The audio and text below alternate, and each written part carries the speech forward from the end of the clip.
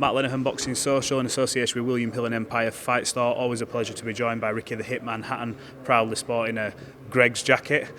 Your favourite? It's tough at the top, but this is diabolical, isn't it? Sponsored by Greg's. All the pasties I can eat all year. Fantastic. I won't turn it down myself.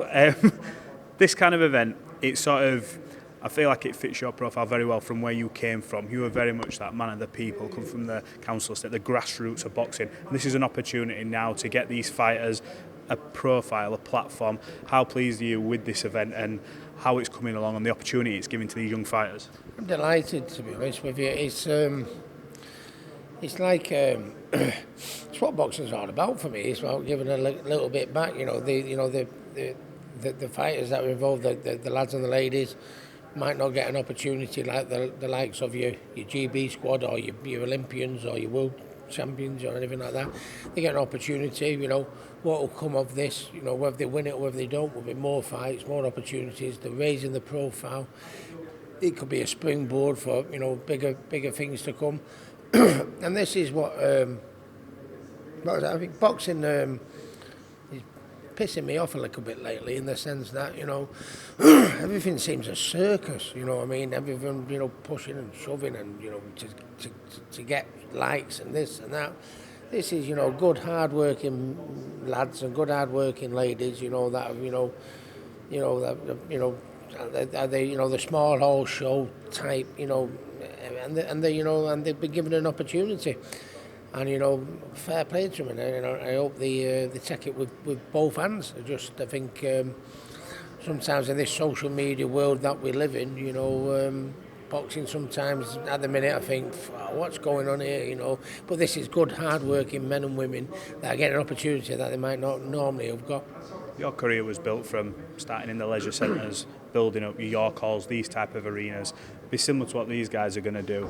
You mentioned there, obviously, boxing's pissing you off a little bit. Does this type of event give you more satisfaction than seeing the drama and the circus which surrounds some of these bigger events that's happening? Does that give you more satisfaction? Yeah, absolutely. These are on, in the boxing trade, normally on like ticket deals, or just a few, they're getting a decent purse, an opportunity to get more fights or springboard the career, and that's what it's all about with me. I think, with the thing with TV and social media and everything, everyone wants to see the big names, the big this, big that, but there'd be no big names if it wasn't for for this level, and they're getting an opportunity that they might not have really dreamed of. And I think I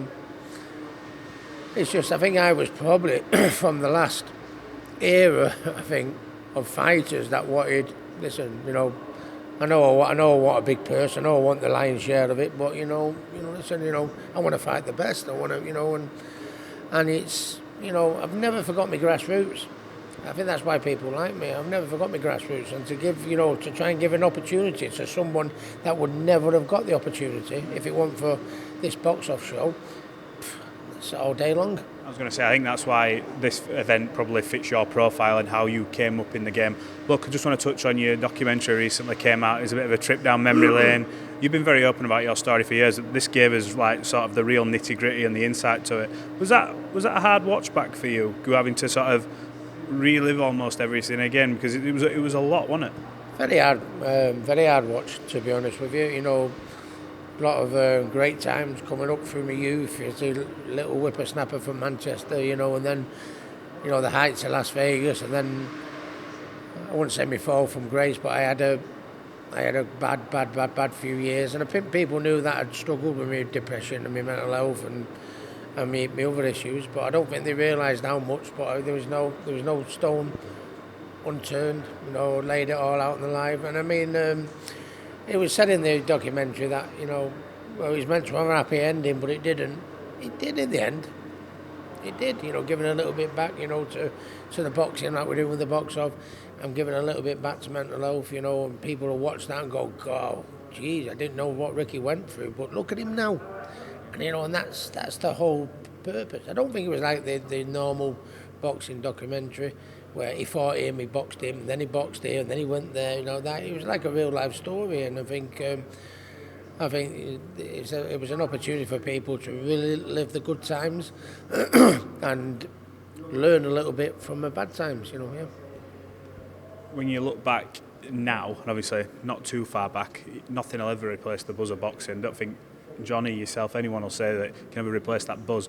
But have you got close to it in your life now? Is there enough things going on? You know, things like this, things you're getting involved with. We know obviously you're a keen trainer. Obviously your lad as well, watching Campbell sort of try and achieve his dreams.